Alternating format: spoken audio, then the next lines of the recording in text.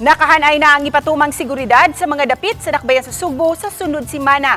Din itimaan ang Semana Santa. Sayra nato ang detalye sa report ni Alan Domingo. Tutukan sa Kapulisan sa dakbayan Sugbo ang mga dapit nga hugupanan sa mga tao nga mamalandong sa Semana Santa. Sugdan kini karong adlaw Domingo, Abril 13 sa pagpahigayon sa pagbendita sa lukay nga himuon sa mga simbahan. Aduna usay ipakatap nga mga pulis sa mga dapit diin mamalandong ug magsakripisyo ang mga tao nga magpahigayon sa Stations of the Cross apil na ang Tabor Hills ug uban pa.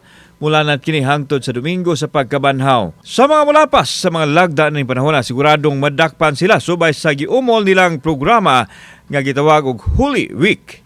That is just part of the anti-criminality strategy of the Cebu City Police Office in order to strengthen our approach. Gilauman hinoon nga magmingaw ang dakbayan Sugbo sanglit mamauli man ang mga tao sa probinsya aron didto mamalandong.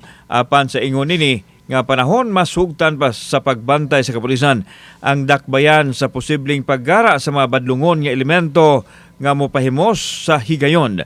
Miawhag usab ang CCPO sa mga tao nga siguraduhon nga luwas ang mga Pinoyanan o magbilin ug mobantay aron dili makawatan. Atong pahugtan ang ato ang conduct sa atong mga oplan bulabog, sa pagronda sa mga barangay ug pakighimamat sa mga barangay officials aron nga mapahingusgan ang atoang anti-criminality campaign sa matag barangay. Magpabilin usab nga heightened alert ang kapulisan hangtod na sa summer o sa eleksyon sa Mayo 2025. Kauban si Clover Lumayag, ako si Alan Domingo. Balitang Bisdak.